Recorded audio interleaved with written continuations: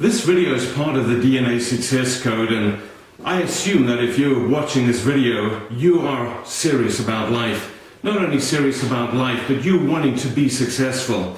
You wanting to make an impact in the world. What we're going to be looking at today is this page, is page 5. And page 5 is the Talent DNA Q10. And these are 10 questions. These are forensic questions.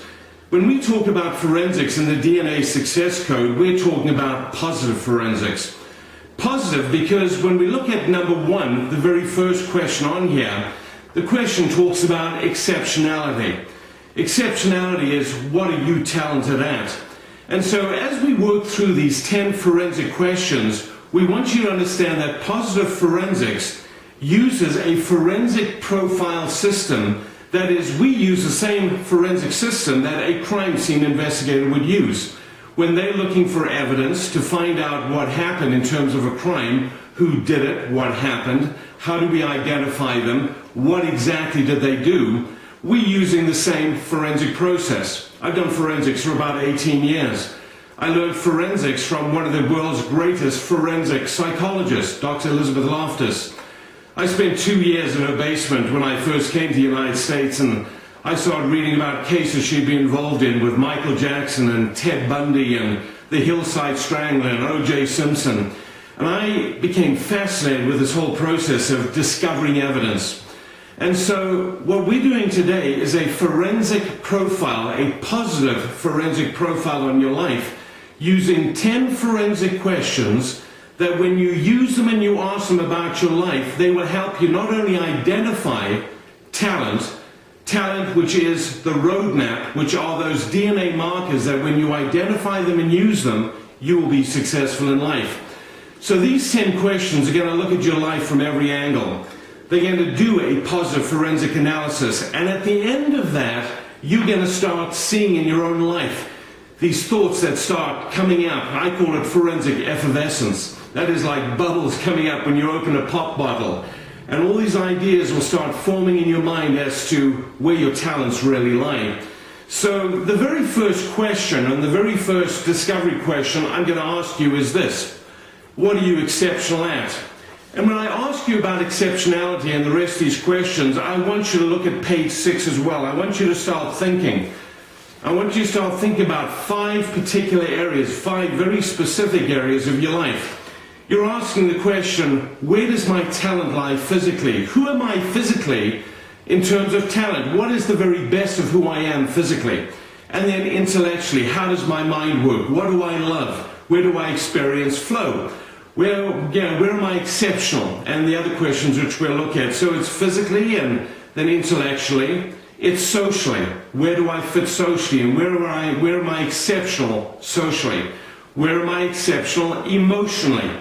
And then lastly, where am I exceptional in terms of my motives or spiritually? Where do I demonstrate something that is better than just the average? Where do I demonstrate exceptional spirituality? What I want you to understand is when you look at these 10 questions as well as at the top of page 6, you will read what's called the Lockhart Principle. It is the basic principle of all of forensics. And the Lockhart Principle essentially says this: you leave evidence everywhere at all times of the day, in every interaction you have with people, on the internet, when you're on chat, on the internet and Facebook, when you are in a meeting, when you're in a classroom, when you're at lunch, when you're on a bus, when you're in your car, when you are by yourself, you're leaving evidence. So I want you to understand it's not hard. There is evidence all around you. Discovering your DNA is not a hard process at all if you know how to do it. So the first question of exceptionality is this: where are you exceptional in terms of physical and intellectual and social, etc.? Where do you stand out? When you compare yourself with your peers and you compare yourself with the people at work or in school, where do you stand out? Where are you better than not just the average, not just 50% of the people, but where do you lie in that top 20% or the top 10% or maybe even higher? That's what exceptionality is. When we think in forensic terms, we talk about the best evidence. Evidence that is not just collected, that's random, but something that we really believe is going to help lead us to answering the question, who did it? And in your life, in terms of talent, we want to know, what did you do? What talents stand out? What is it when you're in a group? If you were in a group of 50 or 100 people, you would be those 2 or 3 people in that group that could do something better than the rest of that group. So what are you great at? What are you exceptional at? Number 2 is flow. And we cover flow in a video all by itself, so I'm really not going to look at it now. But remember, when you watch the video on flow, you need to identify that, because to me, flow is probably the greatest indicator of where your talents lie.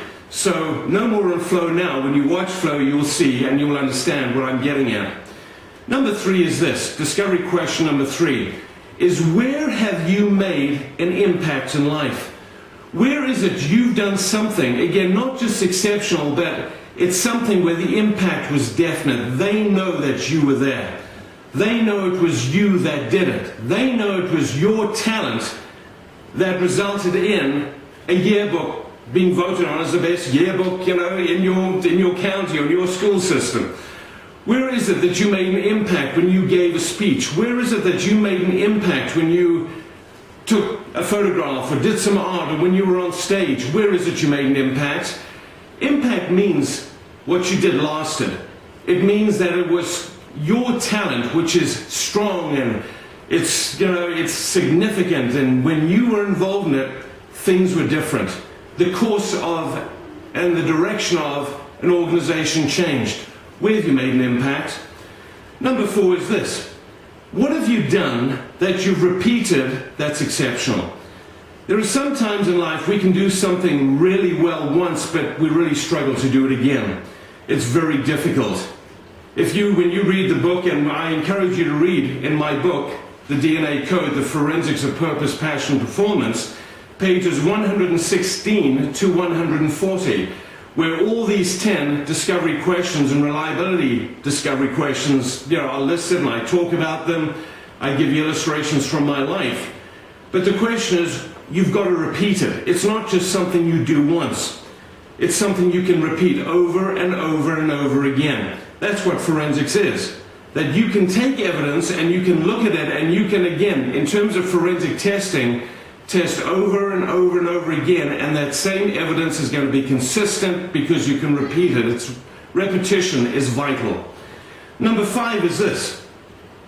Who saw you? Who caught you in the act? That's something that Cassandra, who's the Vice President of Corp DNA and Edu-DNA, has come up with the concept of CIA. Who caught you in the act? That is, who saw you do something exceptional? It is very important that you know that people are watching you all the time. Most of the time we understand people look at us and they're looking at us to criticize us or to find something wrong. But in terms of the DNA Success Code, we're asking you to look at your friends and to ask them to say, what am I exceptional at? Very often, good friends and people whose motives are right will look at us and say, how did you do that? I don't know how to do that. How did you do it? How did you get that promotion? How did you get that award? How did you get that grade? How were you able to craft that piece of furniture? How were you able to do it? When our peers who see us every day and see us in many contexts in life and see us more often than anyone else are able to identify and say, when they need something done, you're the person to go to because we've seen you do this over and over again. You have the talent, you've got that exceptional ability, you have the DNA. That's vital, that's important. So you might even want to ask your friends questions about, what do you see in me physically or intellectually or socially or emotionally or spiritually? What do you see in me that stands out? What do you see in me that really is talented? And we give you various options, and I give you different examples again in those pages 116 to 140 of how you can do that. Discovery question number 6 asks the question, what experts have witnessed, what experts have seen your life and have put their stamp of approval on you? It might be you were playing football and a scout was there, or some ex-NFL player, and they came up to you afterwards and said, you know what, you're exceptional. And you know who they are, and it might be someone you've looked up to, it might be someone you've seen on television. Or as a manager, you go do something, or you write a blog article, and someone that you highly respect responds and leaves a comment, and you think, how incredible, how do they even know this? An expert is somebody who is not only experienced, but often they have a lot of education. They've been in the, in that activity or in that position for a long time. They've seen a lot of people. But when they see you do what you did, they say you're exceptional. They say you stand out. Experts are vital in our lives. And we all know in our own lives when someone who we respect has pointed out something that we did really well, a talent, how much that means to us. Very often teachers can change the course of our life, or a manager or even a parent can look at us and say, take that and do that again. Take that and grow and develop it in your life, because you can become exceptional. You could change the world. What could you change the world doing? What has someone who's an expert in your life said about you that you took and you hold on to this day because it meant so much? Number 7 is this. What have you done that when the very first time that you did it, it was just easy, you did it, nobody told you to do it, it was just spontaneous action. You maybe picked up a golf club like I did when I was young and I was able to hit a ball. Something that nobody told me to do or nobody forced me to do. It was just something I chose to do because naturally I was inclined to do it. Talent is natural. It's those things that are coded into us that are natural, that are easy, that are a result of spontaneous action. Nobody forced us and nobody asked us to do it. Number 8, discovery question number 8 is, what do you choose to do in your own time, by your own choice? When nobody forces you, when nobody makes you, when no teacher or school curriculum demands of you, when you're at work and it's not part of what your boss or your job description has said you should do, what do? Where does your mind go? What are the websites you look at? What are the books that you read? What are the groups you belong to, maybe through Meetup? When your time is your own and nobody is telling you what to do, what is it you do? Again, I encourage you, read this comment or read this discovery question in my book, because I give you life scenes and I give you personal illustrations in my own life of what other people have done and what parents have seen their kids do and what maybe managers have seen people that they manage do. But I'm asking you, what is it you do in your spare time when nobody forces you? It's your time and your choice alone, because you have a taste for it. You've got a natural inclination for it. That's talent. Number 9, ask the question is, where do you experience positive emotion in your life? There's a whole new form of psychology called positive psychology. And positive psychology looks at not where am I depressed and how do I fix it, or where are you anxious and how do we help you become less anxious. But it asks the question is, where do you experience positive emotion in life? And so talent, when you are doing something you're talented at, you feel alive. You feel connected. You want to be part of a group where you can demonstrate your talent.